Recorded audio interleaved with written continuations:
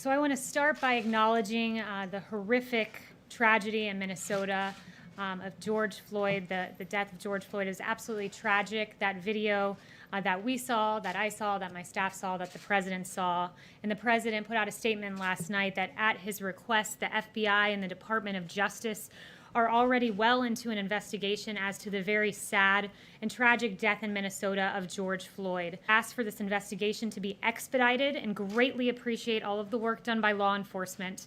My heart goes out to George's family and friends. Justice will be served. I can tell you that as I'm briefing you at this moment, the president is receiving a briefing from the Attorney General, Bill Barr, on this, and the Deputy Director of the FBI. So that is ongoing as I begin this briefing. Secondly, I want to transition into some news from SBA and Treasury that was announced that today the U.S. Small Business Administration, in consultation with the U.S. Treasury Department, announced that it is setting aside $10 billion of round 2 funding for the Paycheck Protection Program to be lent exclusively to CDFIs. Those are community development financial institutions. CDFIs work to expand economic opportunity in low-income communities by providing access to financial products and services for local residents and businesses. So we're encouraged to see that. And then finally, before taking your questions, I wanted to address what has been going on Twitter and with social media. I believe it is time to, quote, get the facts about Twitter and other social media platforms targeting their bias against President Trump and conservatives online. If we were to judge the bias of Twitter and its top employees by their own words, the case would be an easy one to make. Twitter's head of site integrity has tweeted that there are, quote, actual Nazis in the White House, and no fact check label was ever applied to this absolutely outrageous, offensive, and false claim made against the White House and its employees. But let's judge Twitter based on their actions, not based on the words of its top employees, and its actions are no better. President Trump recently received a so-called fact check label for a tweet. It was a false fact check and an accurate fact check, but nevertheless, Twitter moved forward with it. Dan Scavino, the deputy chief of staff here, was the first user in the history of Twitter to receive a so-called, quote, manipulated media label for posting a video that played a verbatim clip. It is no coincidence that these two unbelievable interventions by Twitter were targeted against the President of the United States and one of the president's top advisors. This is bias in action. And while big tech is quick to censor the president, quick to censor some of his top employees, they are very reluctant, it seems, to label some of the actions by Chinese officials, some of the misinformation that has been spread by China. For example, to move off of Twitter and move to Google, they created a search engine for the Chinese Communist Party, which blacklisted searches for human rights and allowed for easy surveillance. Facebook and Twitter have both taken paid advertising that spread disinformation about China's mass imprisonment of religious minorities, and Twitter has allowed Chinese officials to use its platforms to spread misinformation about the coronavirus, undermine the pro-democracy protests in Hong Kong, and more.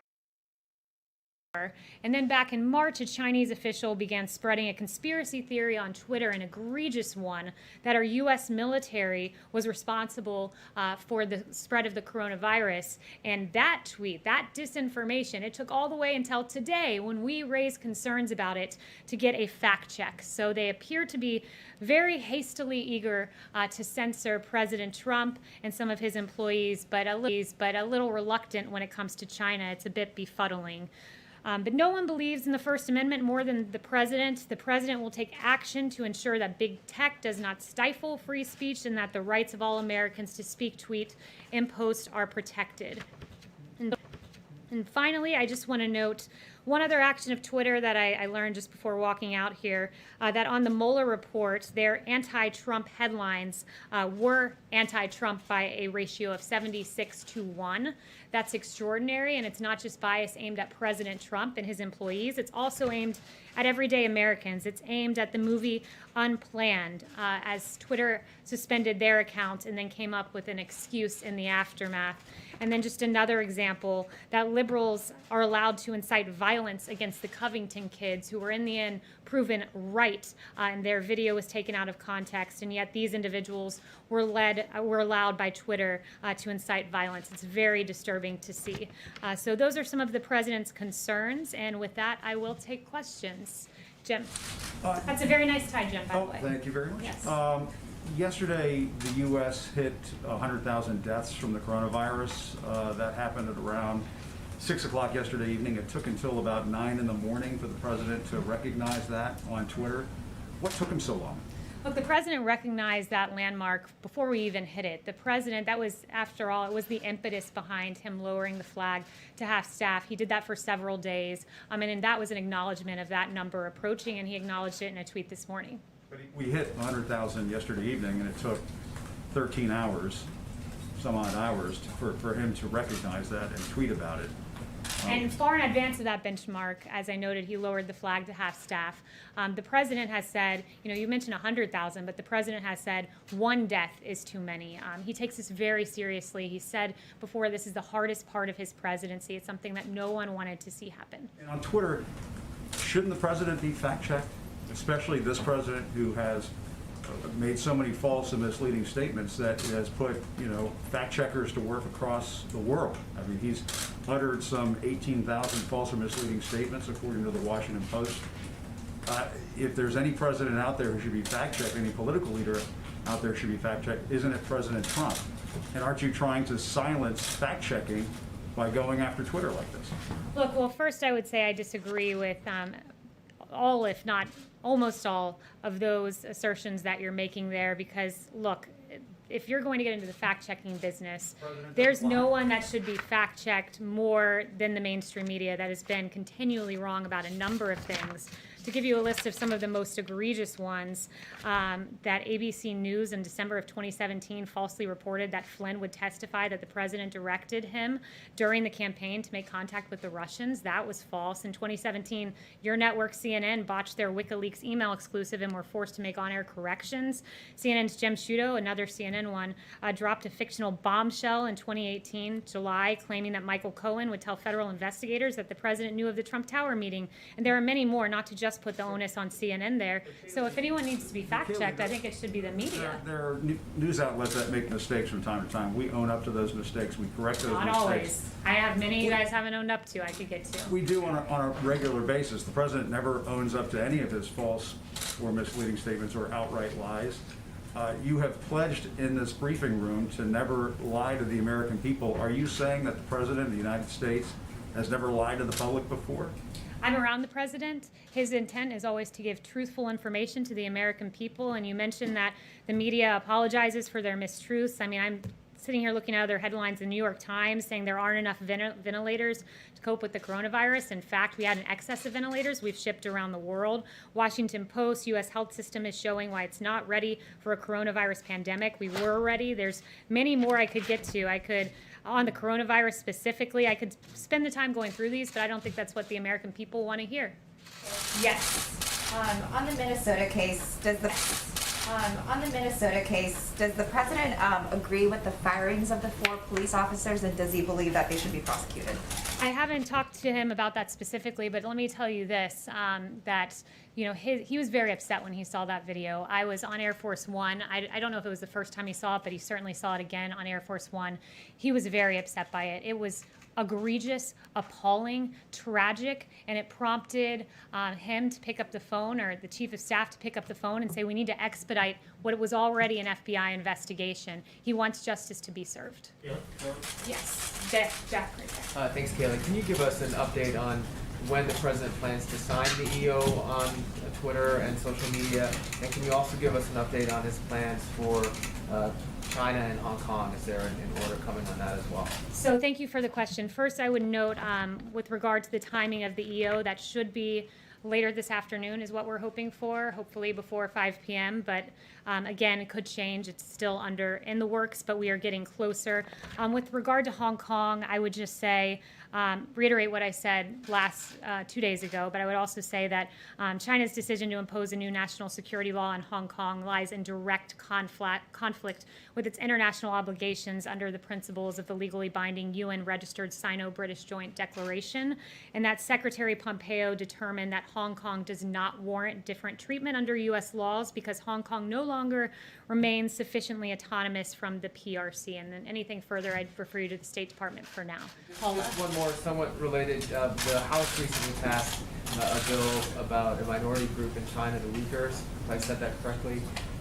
Does the president plan to sign that? And is the White House going to treat bills, or does the White House see any concerns about bills that have been passed by proxy as not being constitutional? So we would first, let me say, we would encourage Nancy Pelosi and the Democrats and others to come back to the Hill. It's more productive to have those members here.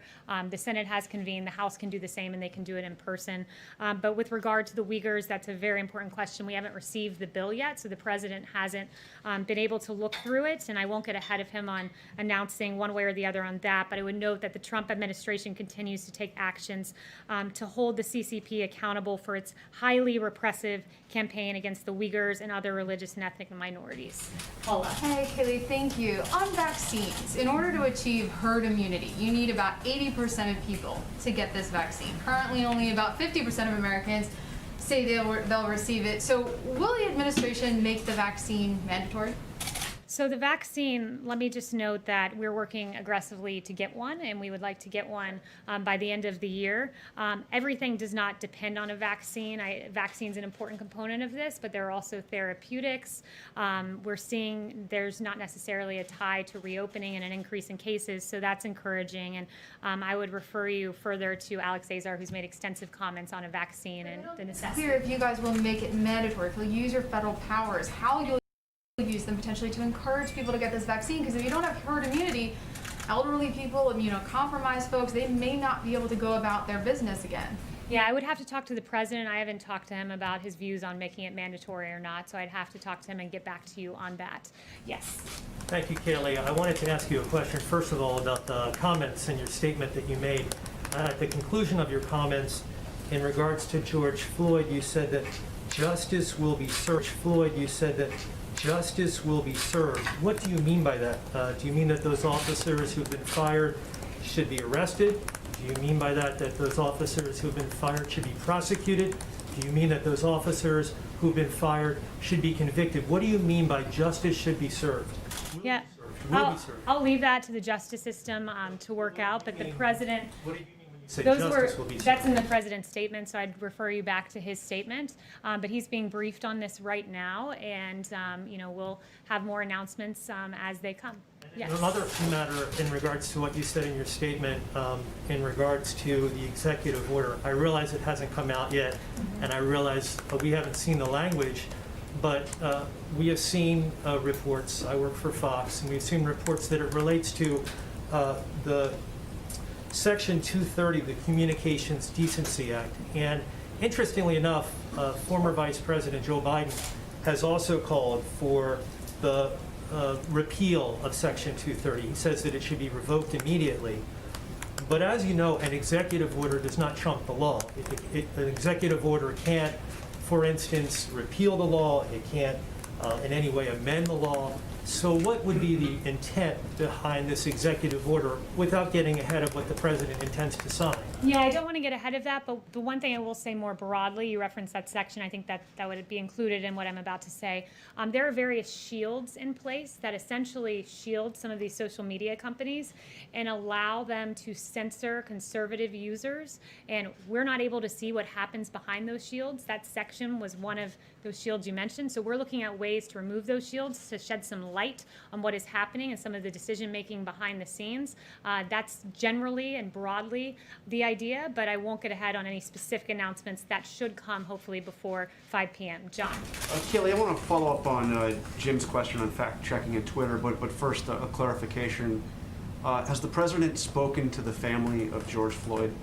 Not to my knowledge. If he did, without my knowledge, that could have happened, but not to my knowledge. Do you know if he intends to, or will you get back to us on that? I can ask him, and I can get back to you on that. Okay, regarding the fact checking, I mean, the president clearly said things in these tweets that are not true. Do you not acknowledge that? No, I don't acknowledge that. He said, for instance, that the governor of California is sending out ballots to millions of people, anyone living in the state, no matter who they are, how they got there. That is not true. California is sending out absentee ballots to registered voters, not to anybody. Yeah, so That's just not true. So let me address this in detail on the issue of ballots. And I'm going to lay out some of the president's concerns, and in that I will get to the California example.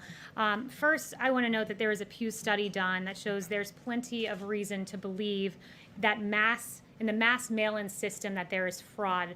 They estimated that approximately 24 million, 1 out of every 8 voters registered in the U.S. are no longer valid or are significantly inaccurate. So these are people who are on voter registrations that have not been maintained, that have not been kept up.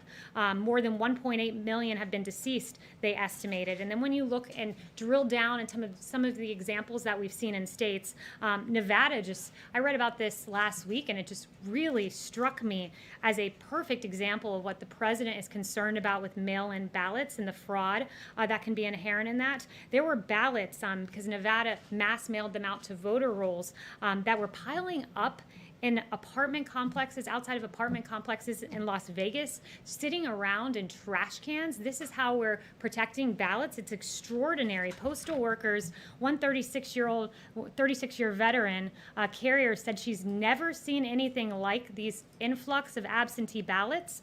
All of the people had moved or died when she set out to deliver on her first delivery route, and this happened just recently. You can go read the articles from last week. She found 65 ballots of people who had moved or died on her second carry, 100, and then as the week progressed, thousands just sitting in crates. I mean, this is extraordinary. This is not how we should be protecting U.S. ballots. In South Carolina, the Democrats sued to force a rush transfer of mail-in voting, and this happened again recently. I think it was last week. And mail-in ballots for South Carolina turned up in Maryland. There's another example of 700 suspicious mail-in ballots in Dallas, and an individual charged with second-degree felony illegal voting, and he's accused of visiting a woman in April to collect her blank absentee ballot, filling it out and forging her signature. I mean, this is extraordinary. And then you go on, there's a New Jersey example of over 3,000 ballots that were seemingly set aside. And going to California, you mentioned, California is one of those states that's notorious for ballot harvesting. And in 2018, the registrar in Orange County said that they reported that his office had people dropping off maybe 100 or 200 ballots at a time. And somehow in LA County, 112% of LA County is registered to vote. So the problem is this: when you don't clean your register and you send out your entire register, auto send out these ballots, they end up in trash cans like in Nevada. They are subject to fraud, and that is extremely troubling. But Kayleigh, I asked you a very specific question. The president said that California was sending out ballots to everybody in the state. That is a false statement. It is not correct.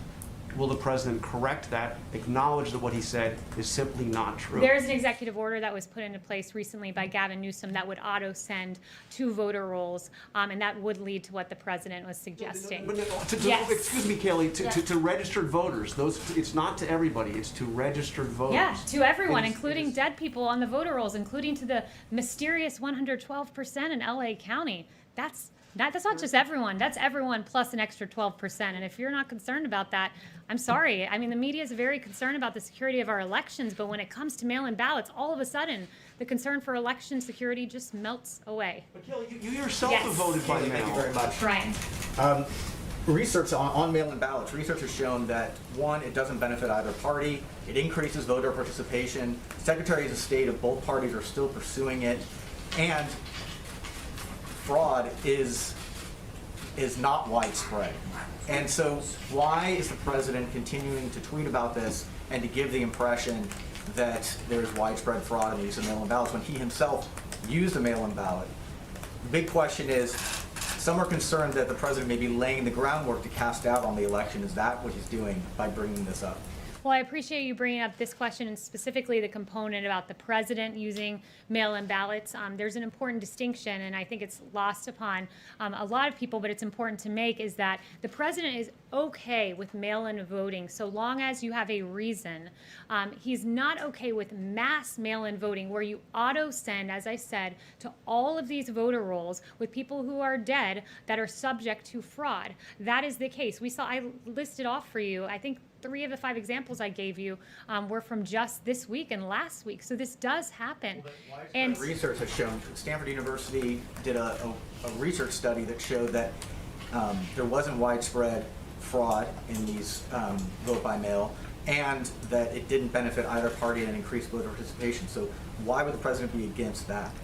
Yeah, it is subject to both parties. This can hurt both parties. I would note that a bipartisan commission, led in part by President Jimmy Carter, a Democrat, concluded that mail-in ballots, quote, remain the largest source of potential voter fraud. So moving the entire country to that system doesn't make sense, and doing so in a hurried fashion ahead of November. Just go look at the Democrat Iowa caucus and how it worked out when they tried to move to a new system. And trying to And lay then groundwork finally- to cast doubt on the results of the election. Finally, Is he laying groundwork to try to cast doubt on the results? No, he's certainly not doing that. And I would finally note there's an additional concern that was very well laid out by the Wall Street Journal editorial board, that in 2016, minorities and first-time voters were more likely to have mail-in ballots thrown out. So that is another troubling concern. In fact, 319,000 of those total votes were rejected. Yes. Thank you. Back in November, President Trump went up to Walter Reed, said it was for phase 1 of his physical. When does he plan to complete phase 2 and release the results to the public? Yeah, I don't have an update on the physical, but because you asked that, I'll specifically inquire about that today and try to get back to you. Do it? You what? He does plan to do it? Yes, he does. Yes. Yes. Thank you. Thank you for doing this. I wanted to ask you about, President has completed his 2 weeks of hydroxychloroquine. Have you spoken to him what he's feeling about? Is he feeling better? What's his feedback about that? I did, and thank you. I know that you emailed me a question to that effect, and I didn't have time to follow up with you via email, but because I saw that, I went into him just before coming out here, and I asked him that, and he said, quote, he's feeling perfect, quote, he's feeling absolutely great after taking this regimen, and quote, he would take it again if he thought that he was exposed. So he is feeling very good, and I also would point folks, there's a very, very well done piece. It's very thorough with a lot of medical experts laying out about prophylaxis use of hydroxychloroquine by Tina Hessman-Say at sciencenews.org. It's very well done. She talks about the nearly 200 clinical trials around the world, including 28 involving healthcare workers. In fact, at Henry Ford Hospital in Michigan, 3,000 healthcare workers are taking it as part of a trial. And there's some really excellent information there about the use of prophylaxis for this. A number of Indian Americans doctors have been writing. I have seen some of those letters. They are supporting President taking hydroxychloroquine. Some of them have themselves taking it. Have you seen those too? Yeah, absolutely. Well, there's a lot. It's not specific to the president, these doctors, but they just talk in general about what they've seen.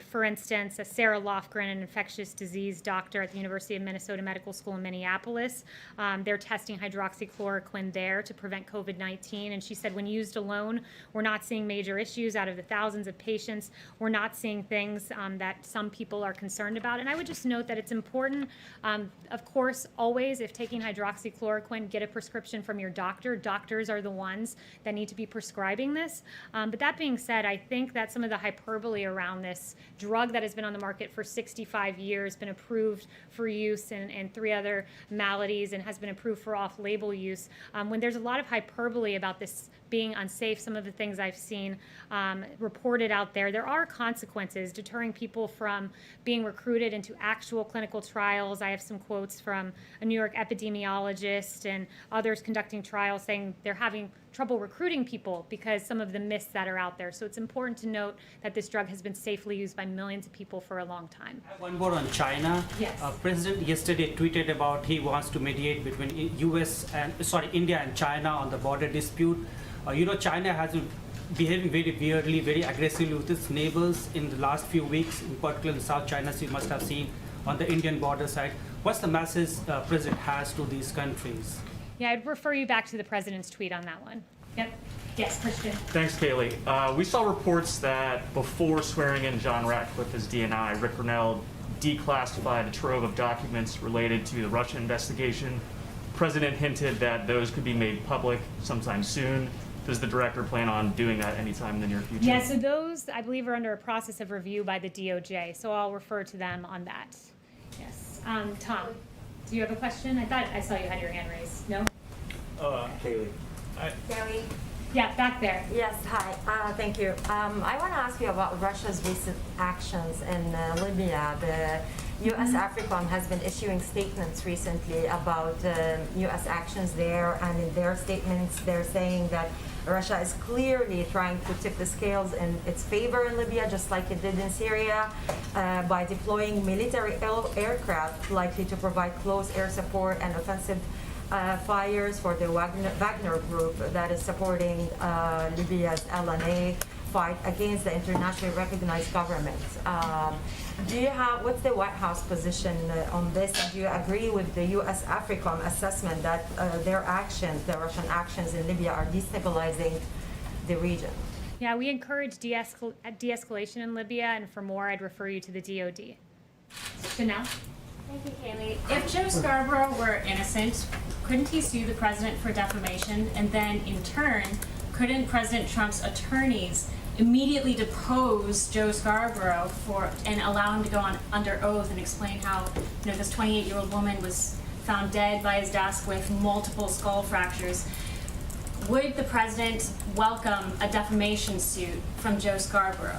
So on that, I would just refer you back to some of my previous comments that the audio on the Don Imus show was very disturbing, where there was a lot of laughing and joking about this matter. That certainly is not a laughing and joking matter. Do you think that Scarborough has grounds to do so? So I have no further comments other than to just point back to the Don Imus audio. Who hasn't? Yes. You haven't gotten a question? Yeah. When were the states first notified that they would have to take the lead in COVID-19 testing? I know the CDC was working on it early on, January, February, there was a problem with the test. When were the states told, hey, you have to prepare and take the lead here in testing your population? So I don't have a precise date for you, but I know the way the process went, where the states came up with the plans that they thought they would need to have adequate testing in order to reopen. Those plans were given to us, and Admiral Joie meticulously went through all of those plans, ensured that we had enough supply to shore up those plans that states had, and to make sure that states had enough to safely reopen. So that was how the process went, and the president has done really extraordinary work with testing. 300 to 400,000 tests per day is a pretty good number, a very good number, I would say. More than 15 million done, beating the world in testing numbers, and under 10% positivity is at least the barometer given by the WHO as what's necessary. And nationally, we're at under 10% positivity. In fact, we're at 7.5% positivity rate. So we are doing quite well on testing. Is there anyone who hasn't gotten a question? Because right there. Yeah, thank you. Has the president heard from his counterparts regarding the G7 summit? Is it actually going to take place in June at the White House? We do aim for it to take place then. It's gotten positive reception. I inquired about this 2 days ago and was told it's getting very positive reception from world leaders. So we do intend for that to take place here. You have a date in mind? Yeah, perfect. Thank you. You yourself have been able to vote by mail several times. Do you think anyone with health concerns, who has health concerns about going to the polls, should have that same convenience, that right? So what I would note again is the distinction between absentee voting and having a reason, and mass mail-out voting, where ballots are sent in a widespread fashion to people who are dead but on voting rolls, and those ballots end up in trash cans. That's a state-by-state consideration. I'll leave it to states to determine what is a valid reason, but there are, if you're an elderly person who's unable to get to... So doing this out of health considerations for a lot of their residents. And if they want to pursue that track, is there anything wrong with that? Again, you're asking, I assume you're asking with relation to the pandemic that's going on. None of us know where we're going to be in November. I'd first note that.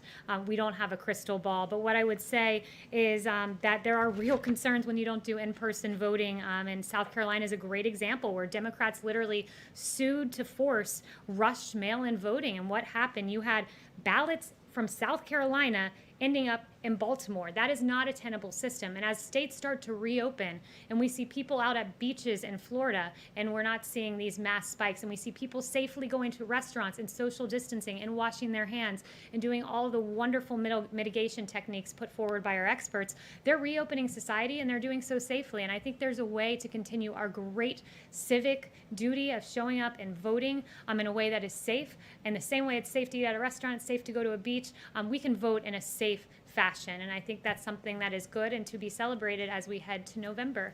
All right, I think I took everyone's question. Thank you so much, guys.